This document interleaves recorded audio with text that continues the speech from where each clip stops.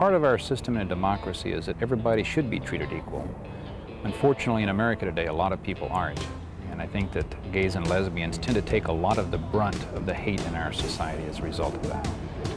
Studies show that you don't get hurt any more fighting back than not fighting back. The point is surviving and living through it. We can always be assaulted and we can always be killed. I'm a fairly big fellow and had somehow thought that nobody would attack me.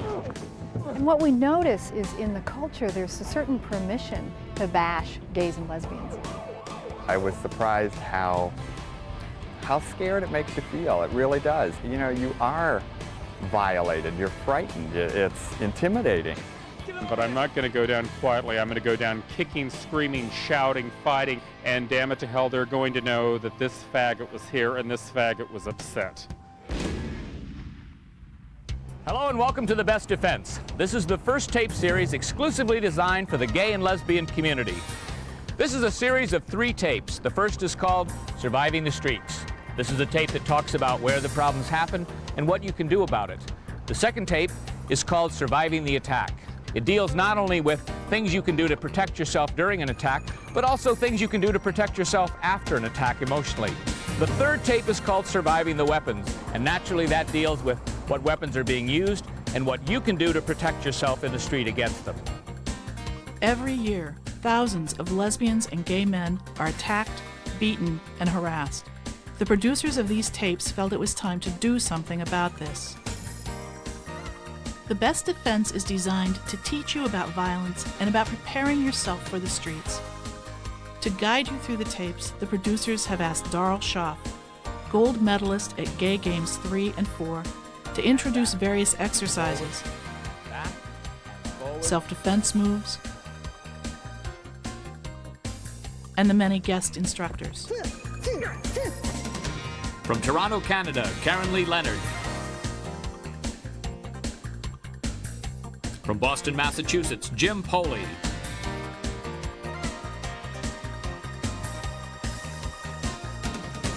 From Seattle, Washington, Pam Cooper.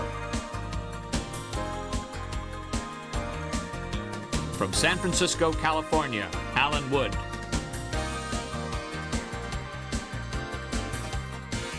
From Philadelphia, Pennsylvania, Teresa Galletti.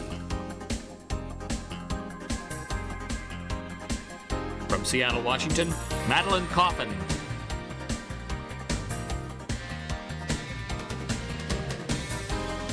From New York City, Abby Brown.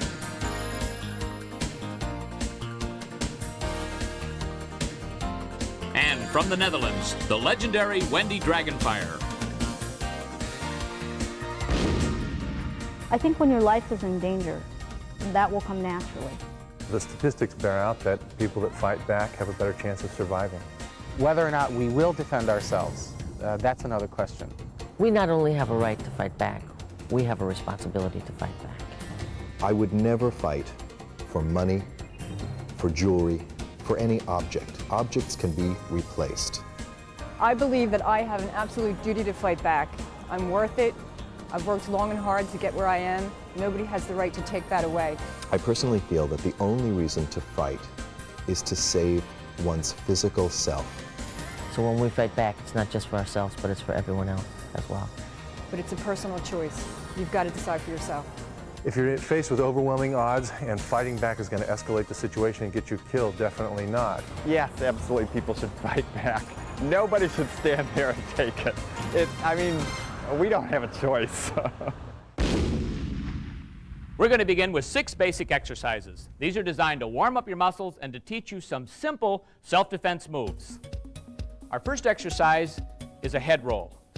We're going to begin by doing what everyone does at the beginning of any self-defense move. We're going to say no. We're going to start simply by moving our head from side to side, shoulder to shoulder. Just let your head relax.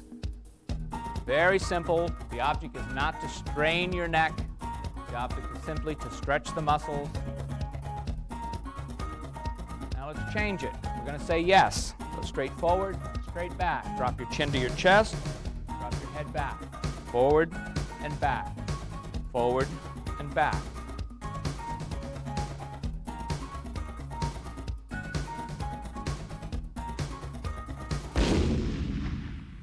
trust your instincts, trust your guts. Something feels wrong, it probably is. Our next exercise is used to stretch the shoulders. It's a very simple exercise like pushing a shopping cart. All we're going to do is push forward and return the motion, and push forward and return the motion. Now first, make this very simple. Don't try to stretch too far. Good. Really easy. Push and reverse, and push and reverse. Now each time extend that motion just a little bit farther, both to the front and to the rear. Good. Keep working on that.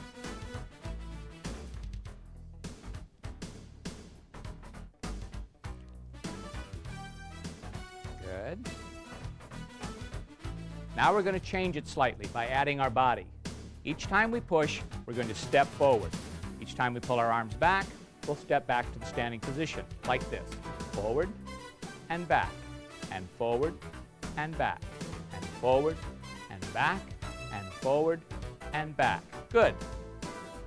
See if you can time the push so that when you land on your foot, the push is at its farthest point from your body. And push and back, push and back. Good. Good. Good. Try to make sure that the body weight is over the foot each time. Good.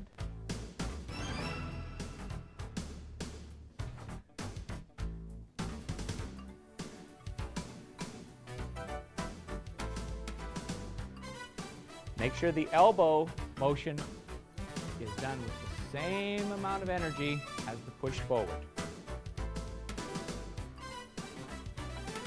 Excellent. I think body language is really important. It's a well-known fact among people who study these types of behaviors, of people that prey on other people, that an attacker chooses who they're going to attack based on who they think are the easy victims. Our next exercise has to do with the waist. This is a waist twist. It's a real simple exercise, back and forth, the feet stay on the floor. Everyone does this. We're going to add a little variation to it. We're going to bring our hands up chest high, keep our elbows pointed out to the sides, and we're simply going to bring the elbow all the way to the front if we can. Now this may be a little too much rotation for some people. Start and do what you can. Back and forth. Back and forth. Excellent. Again, if we start slow, extend each time a little farther, then the stretch will be better. Good.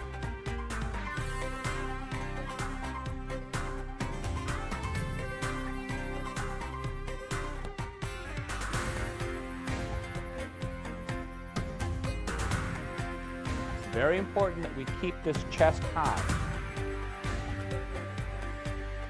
Let's go a little bit faster.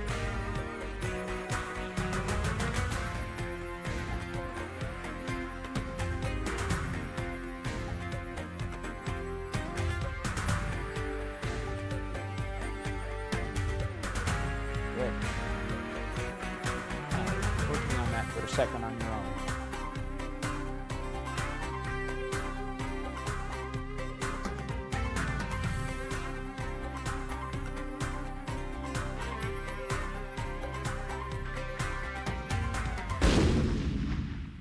My piece of advice for gays and lesbians is when you walk out on the street, stand tall, be proud of who you are, and don't take any shit.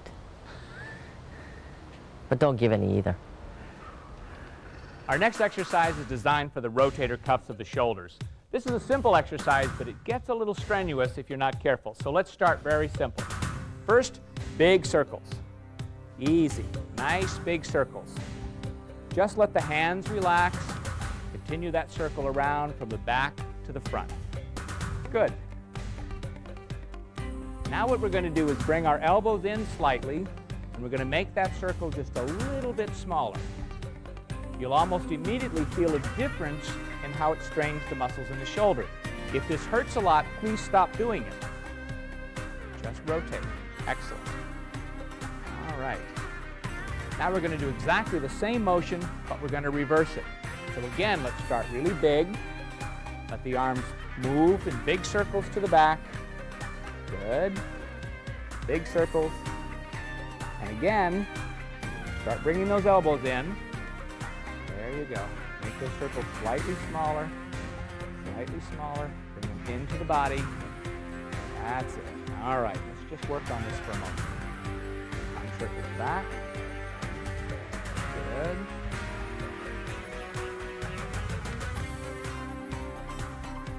And arm circles front. Reverse the motion. Start with a big circle. Bring it in. Good. Excellent. Excellent. Good.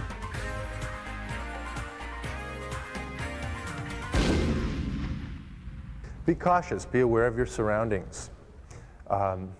Don't think of yourself as a victim. All right, this exercise is perhaps a little more physical, but it's designed to warm up the lower part of your body. All we're going to do is simply bring up our knee. Very simple. It's like taking a large step. Don't even think about making it a knee strike so much as just picking up the knee, making it a big step. There we go. Just like an aerobics class, beyond the Stairmaster. Excellent. Now with all the exercises, we're going to stretch it a little farther. So try to bring the knee a little bit higher without throwing off your balance. It helps to lean a little into the knee. Good. Excellent. All right. Now we're going to add one more thing. We're going to add the top half of our body to the knee motion. We're simply going to reach up and bring the hands down to the knee. Good. Remember to lean into the knee slightly. Keep your balance forward.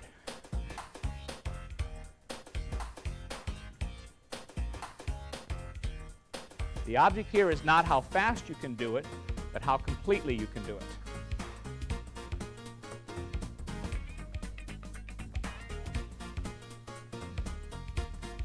Excellent.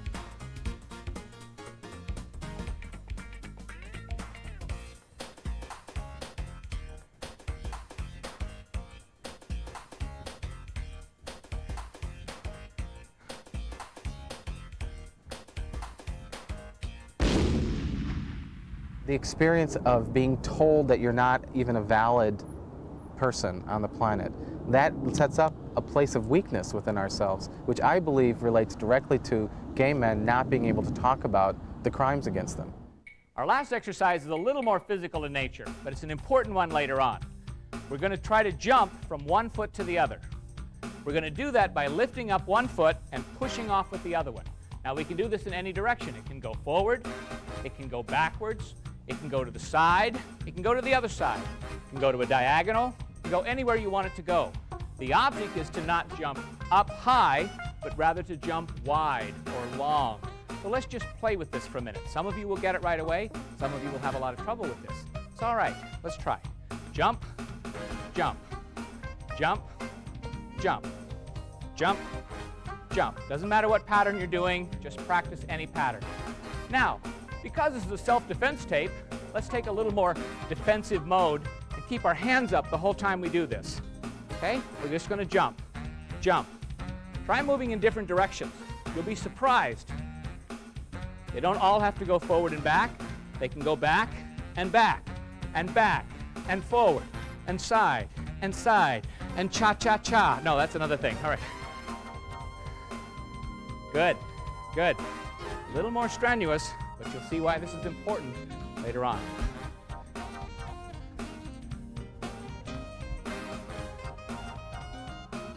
This is what you've just learned.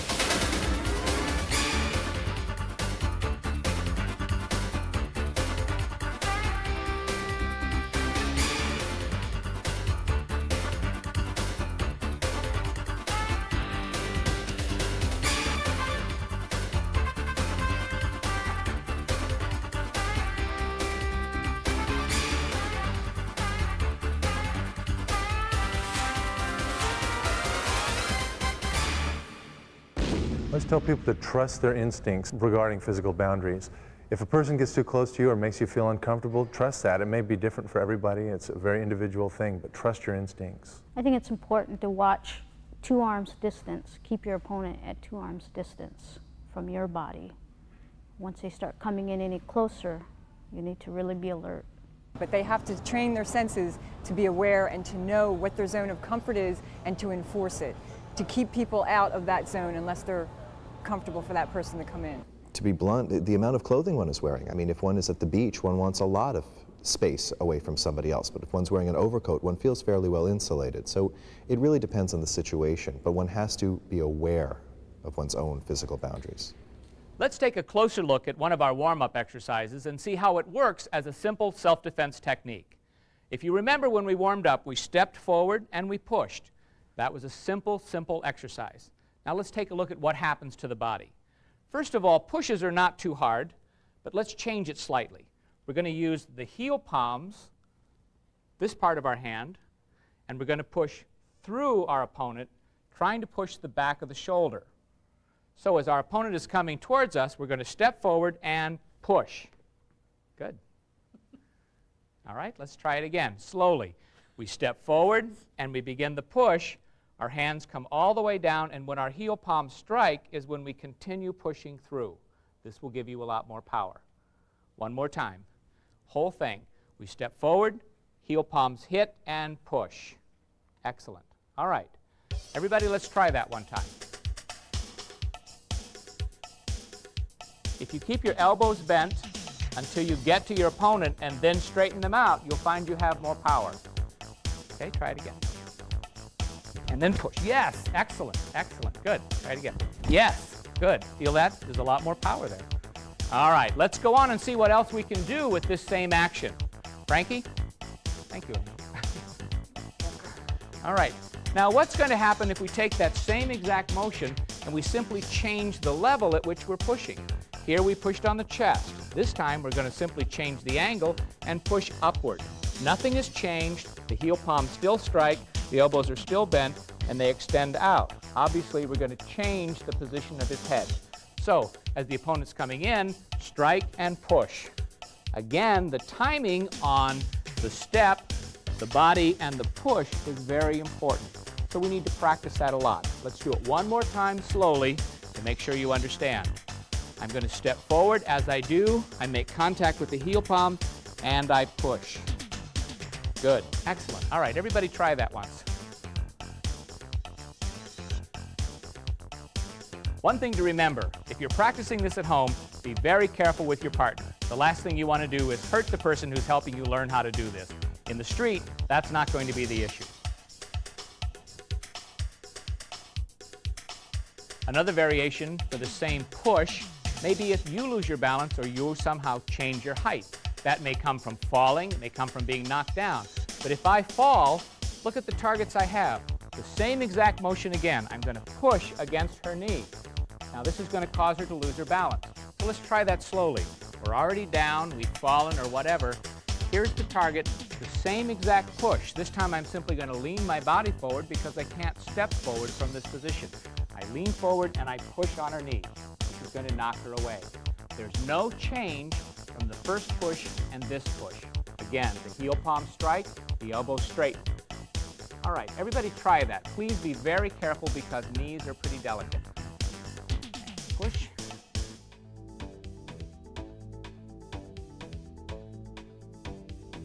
There are many variations to this same move. We've gone from the front, we've gone high, we've gone low, but what if your opponent knocks you and there's another opponent next to you? By simply moving this to the back, we can do exactly the same thing, all right? Now nothing has changed. The heel palms strike first, the elbows straighten out, and we push. Excellent, one more time. I'm here, I can turn, push. Great, all right, let's try this. Try a little bit lower, see what happens. There you go, good, because of your size now. Push a little bit lower, there we go, yes. It's exactly the same kind of push. All right, excellent, good. This time, instead of using both hands, using the heel palms, we're going to use one hand. Perhaps you don't have one hand free. Perhaps the opponent has a hold of one of your hands. But if you have at least one hand free, we can use the upward motion we used before, only with one hand. This time, what I want to do is control his head. So as I step in, I'm going to strike him to the chin and push backwards. It's very important that you push backwards. It's very important that you don't strike him with your hand out here. That'll hurt, but this is better. Step forward controlling. All right? Good. One more time. Step forward, controlling. This works particularly well if you're short and your attacker is taller than you are, because you're coming up on an angle, hard for him to see. It moves up and back. Now, look what else we can add. This is only in case of a very severe attack. As we come up, I'm simply going to let my fingers drop. Okay? This is going to distract him because look where my fingers are. They're right in his eyes. So as we step forward and back. Good. We can change this one more time. This is a lot more dangerous, but I'm simply going to point it out to you because if your life is in danger, you're about to be killed, there are no rules. This is a single finger. Easiest thing in the world. Your thumb will work, lots of things will work. The target is his eye. As you step forward, the motion is exactly the same. You're simply going to push right into his eye. All right? So we come forward, push into his eye. Obviously, if you were at home practicing this, you have to be very, very, very careful. All right? I would practice using some point of the face other than the eye, just so you can figure out how to do the motion. But the motion hasn't changed. From here, hasn't changed. From here, it hasn't changed. From here, it hasn't changed. From here, it hasn't changed. From here, it hasn't changed. And from here, it hasn't changed at all. We're still just doing a push.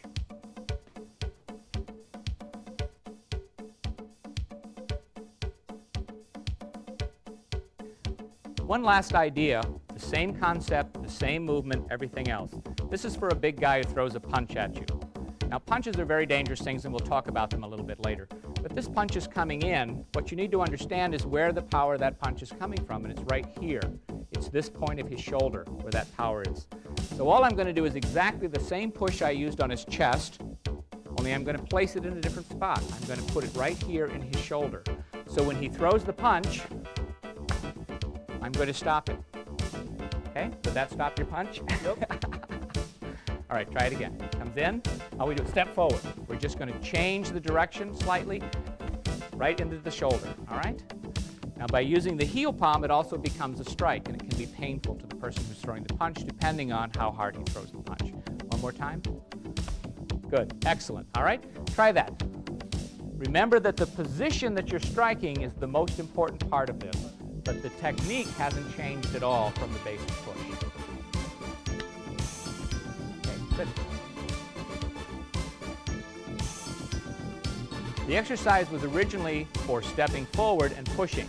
We just saw a number of things we can use. But let's take a look at the reverse action of that same exercise. That was the elbows coming back in. Say Mark, who's a very strong man, grabs a hold of me in a bear hug. By simply doing the reverse motion of this push and striking him to the ribs, I can change his opinion of what he's about to do. All right? So we do that again. He grabs a hold of me, I take the push, and I do the opposite motion into the ribs. Another variation. I pushed, or I've done whatever. Mark is another assailant coming toward me. I do the reverse motion again, and I strike him to the chest, to the ribs, to some target like that. Let's take the same scenario. I'm down. I've been struck. Whatever. I'm going to take that same motion here, and I'm going to strike him reverse motion right to the leg. All right? Now be careful when you work with people's knees.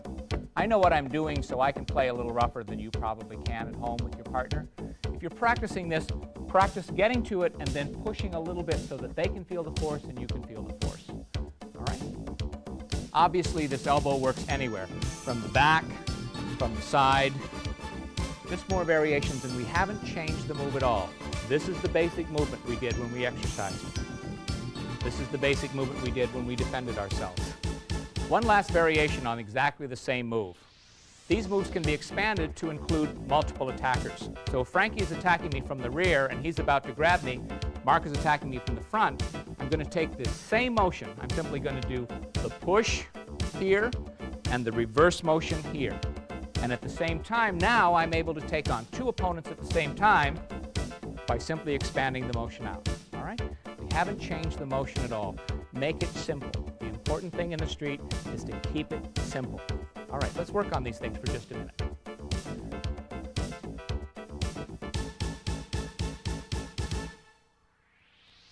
Good. Excellent. Excellent. Very good. Very good. All right.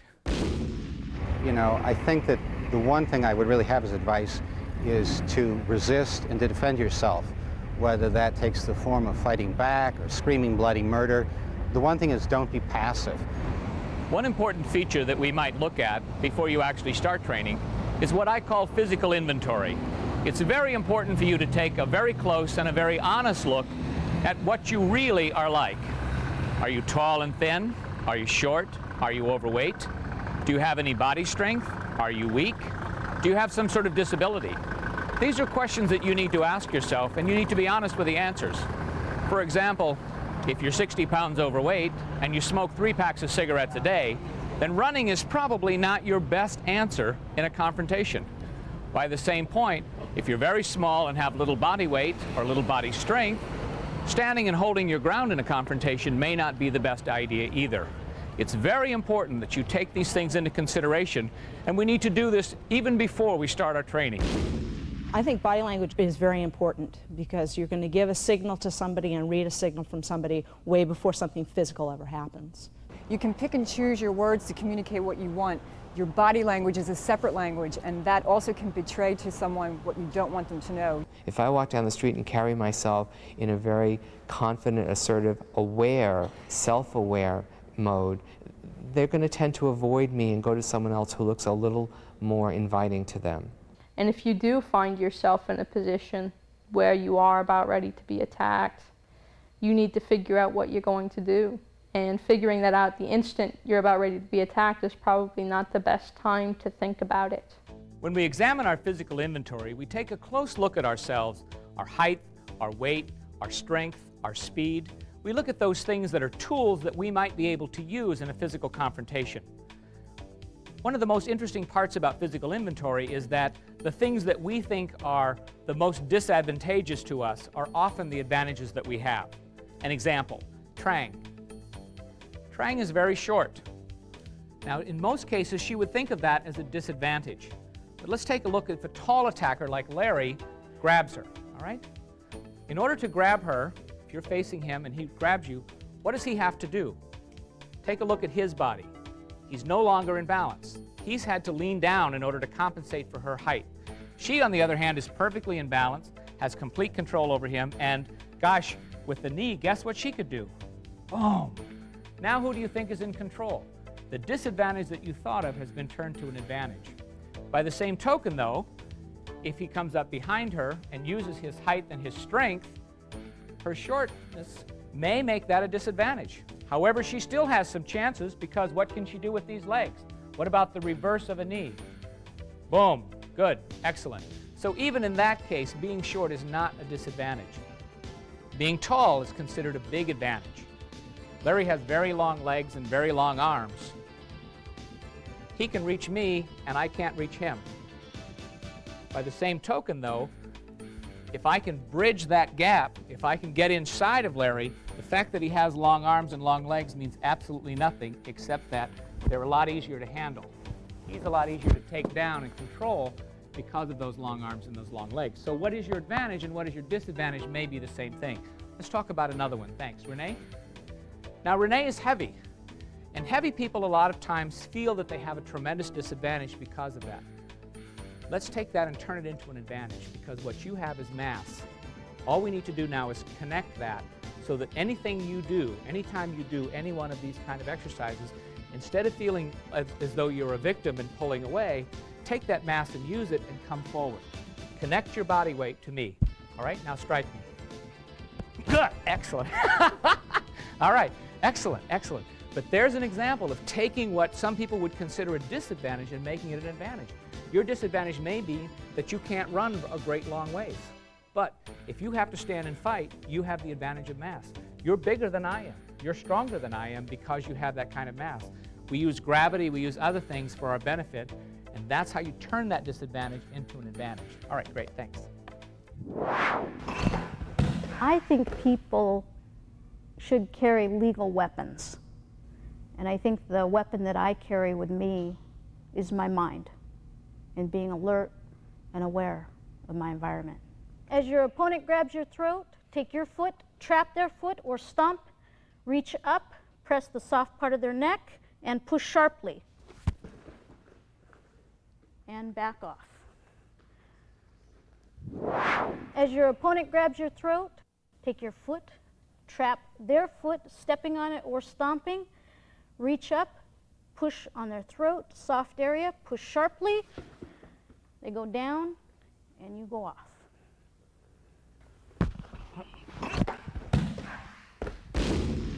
Saying no and meaning it is difficult. For a lot of people, a lot of times people will say no, and then sort of check themselves, sort of like saying, no, is that right? You have to say no and mean it the whole time. No is a very important thing to say. You have to say it with real conviction, and know within yourself you have the right to say no. If I have someone coming on to me in a way that doesn't make me comfortable, and I say, no, please stop, that gives them one impression. If I say, no, stop it now, it gives them a very different feeling. Being clear that when you say no means no is really important. And most everybody has said no and meant it at some point in their life. And when they're having trouble with an exercise of saying no, I try to get them to remember a time when they've said no and did mean it, and then try to reproduce that sound. This exercise we did, our elbows were up, we just were going back and forth. This was a waist twist. That was the entire exercise. But let's see how we can take this and make it into a simple self-defense technique. Now, my first couple over here are basically the same size. So when they're going to do this, they're going to bring their hands up, they're going to make their elbow tight, they're going to pull it in tight to their body, try to make it a unit so the whole body is moving at the same time, and if they strike from that position, they're going to strike at about chest height. Max, why don't you try striking Renee? Good, all right? Now, because he's the same height as her, it's very easy to strike at chest height. Strike him. Good, excellent. Now, take the same idea as the push moving through the person, and let's do it again. And this time when you strike, don't think of striking here, think of striking back here so that you push through her. Try it again. There we go. Push through her. You're very nice to her. There we go. All right. Renee, don't be so nice to him. Here we go. Boom. Yes. All right. Good. Excellent. Excellent. Let's take a look at a whole different scenario.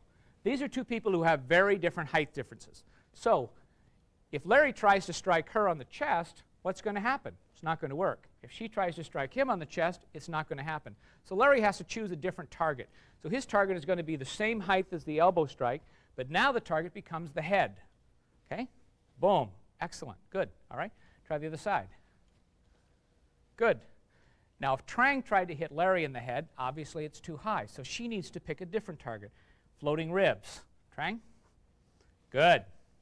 Try it again. Now, use that pushing through. Good. Excellent. All right. Good.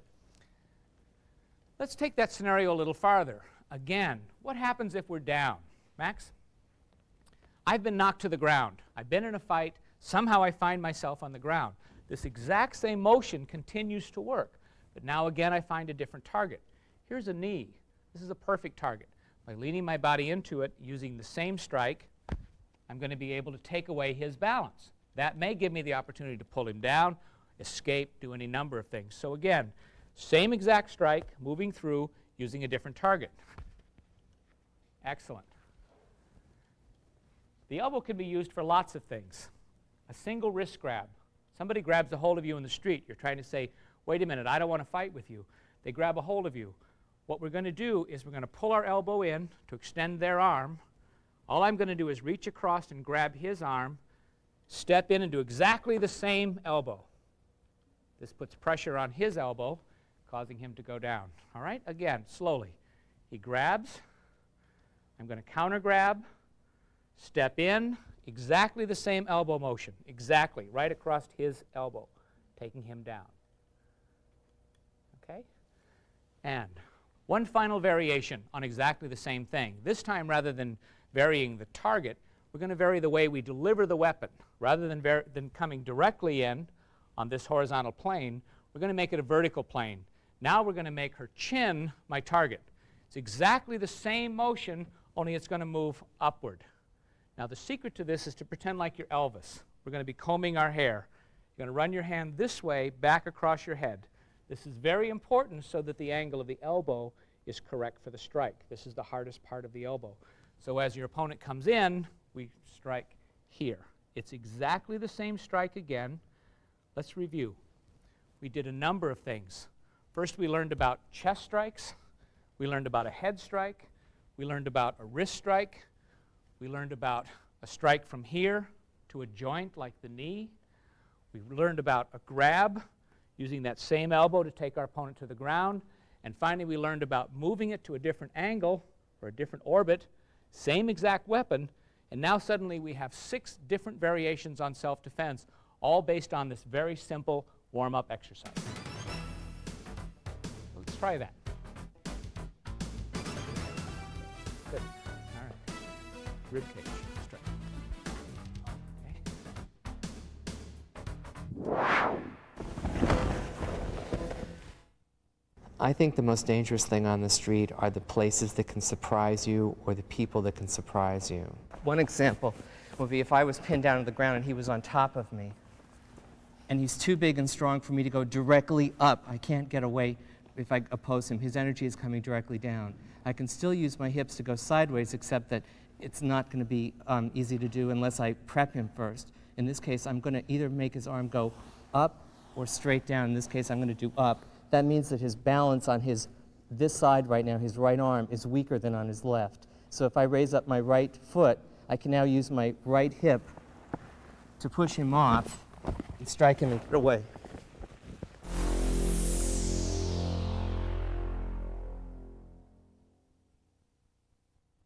To better understand the nature of attack, we need to know more about how they happen and why they happen. Some attacks are more dangerous than other attacks. Physical confrontation in the street is often used simply as a way to intimidate you. The more you understand about what causes an attack and how it works, the more you can make intelligent choices about how to respond to different kinds of attacks or which response you might need to use in case of an attack. Now let's do a little quick list. First of all, let's talk about pushes.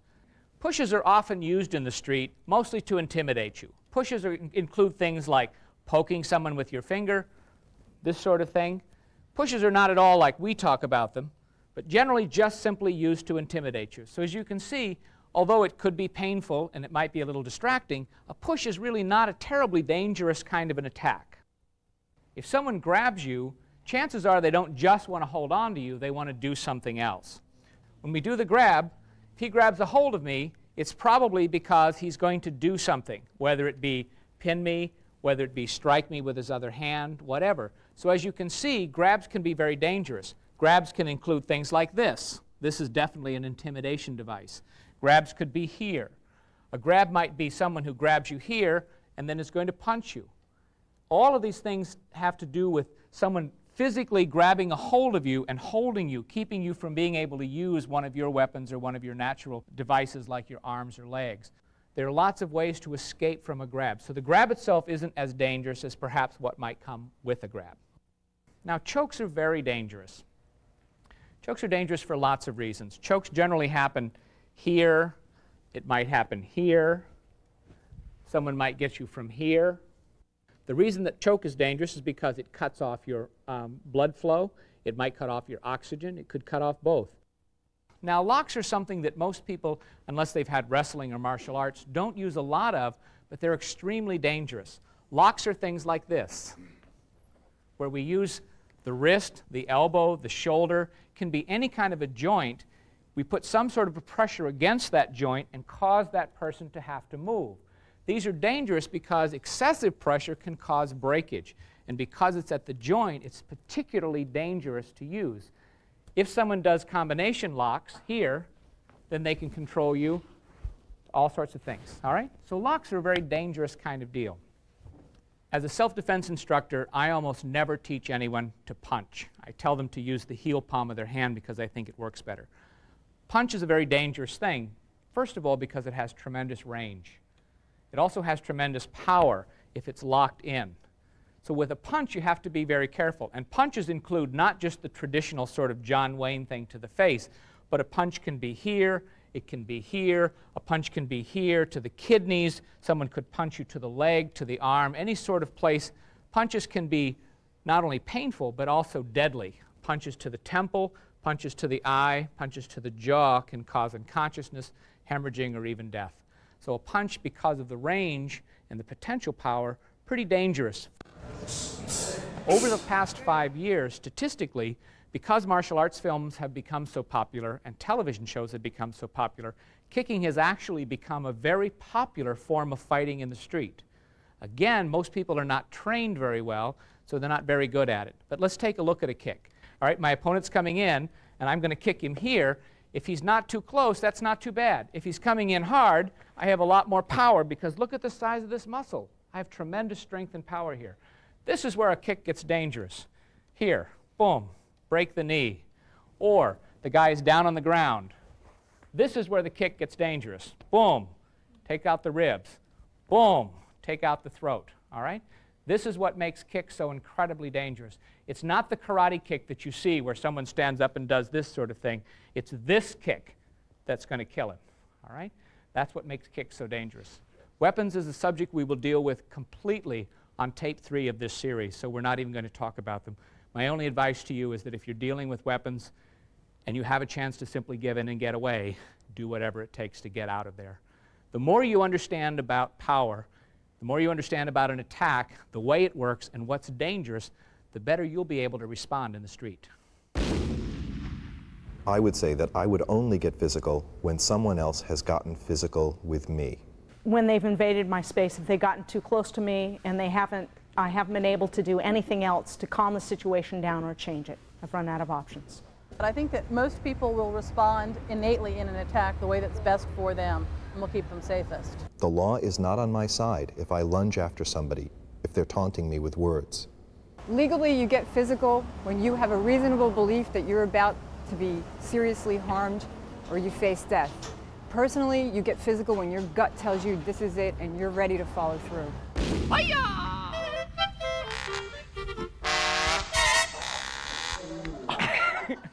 Oh, dude. This is a trick that absolutely anyone can do. This is a trick that someone who weighs 50 pounds can pull off without any problem at all. This is called a horse bite. It is the tiniest pinch in the entire world. You can't get a hold of a lot of meat. He's got nice big arms. If I grab a hold of here, I can't get anything. What I want to grab a hold of, and there are lots of nerves that run down the back of his arm, I want to get the tiniest little pinch right here. Okay? And see that little face, that little reaction? Works every time. This is for some guy who's big and strong. He's got a hold of you here, and I can do this. Now hang on to me pretty tight. Okay? Okay, I can't move him. I can't do anything. But watch. Oh, okay. Now let's take this one step further. Uh-oh. Let's take this one step further. He's going to get me in a headlock. Headlock is a very dangerous place to be because he can cut off your air, pulls you in here, all right? Watch this. Okay? Exactly the same pinch. The same nerves that are running down the back of your arm are running down the back of your leg. You don't have to worry about exactly where they are, almost anywhere on the back of the leg. You can try this on yourself and you'll be amazed how much it hurts. This is a distraction technique. It's a tiny little pinch, causes them to lose their balance and move their base. Then you can get away or you can do something else. All right? So that's the trick. This is one of my favorite tricks. This is what I call the laying on of hands. Now, this is something you would do to someone who you're not really serious about hurting. This is a drunk or somebody who's obnoxious, who's putting their hands on you, grabbing a hold of you. For some reason, you want to get them away. The obvious no, stop, all of those kinds of things haven't worked. You haven't been able to push him away without hurting him. So you decide you're going to lay on your hands. Now, no one likes anyone to touch their face. This is a great little trick because as soon as I put my hands across his face, look at his reaction. His immediate reaction is to get away. It doesn't matter if he's 7 feet tall and weighs 500 pounds. You put your hand on his face, he'll move away. Now, I can enhance this a little bit by, as I do this, crushing his nose. So it's very simple. So let's do this one more time. All right? He grabs a hold. As he pulls in, all I'm going to do is just lay my hands on his face. Okay? Here we go. Now, as soon as he starts to go, obviously, I let go and I go away. I don't have to follow him. Remember, this is not a confrontation where they're trying to kill you. This is someone who's just being drunk and obnoxious. So one last time.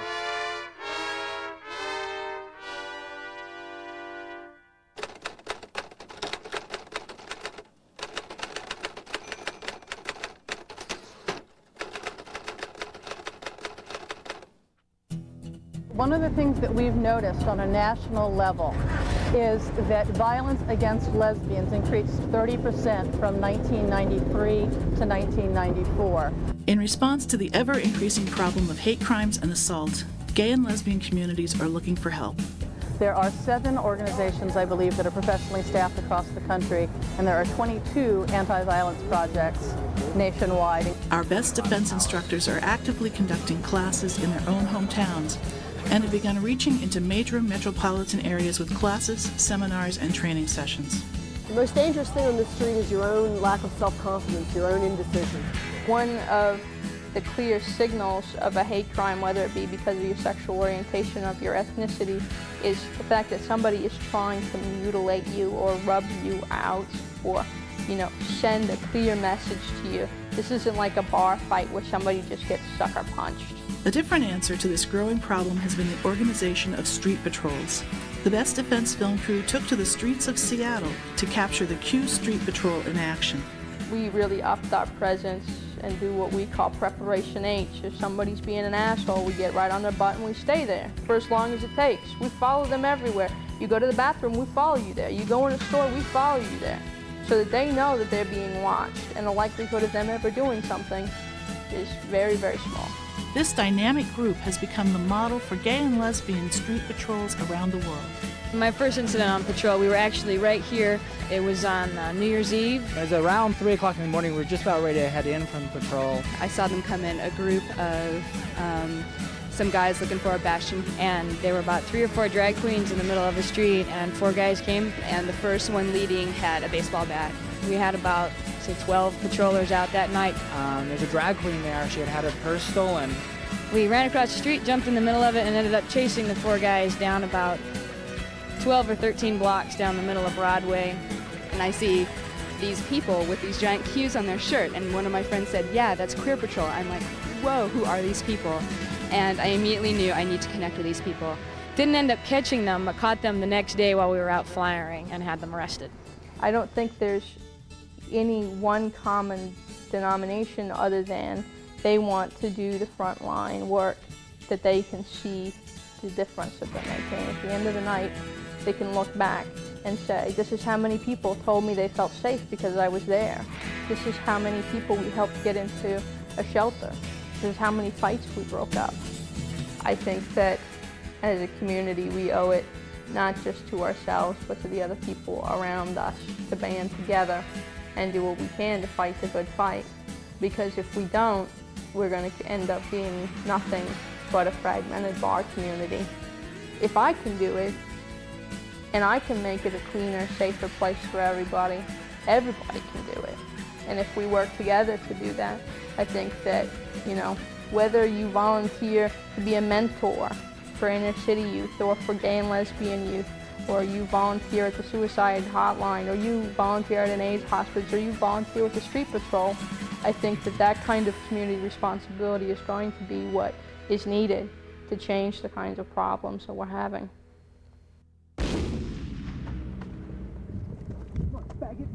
Get the fuck faggot! Dude, I want to kick his ass! Kick his ass! Go! Q Street Patrol, you need to stop! Hey, stop! Q Street Patrol, stop! Get off! Stop! I need you to settle down right now. Get off! Calm down! Get off! Calm down! Take him down. Take him down. Just trying to help you out. Yes. Oh, fuck. Fine. Okay. And remember, when you're in the street, don't be strong. Don't even try to be brave. Be smart. That's the best defense. We hope you've enjoyed tape number 1, Surviving the Streets. Don't miss tape 2, Surviving the Attack, where we take a close look at simple, effective ways to escape, interview counselors about emotional survival, and of course, teach some of our favorite tricks. In tape 3, Surviving the Weapons, we take a look at what weapons are in the street and what you can do to protect yourself against them.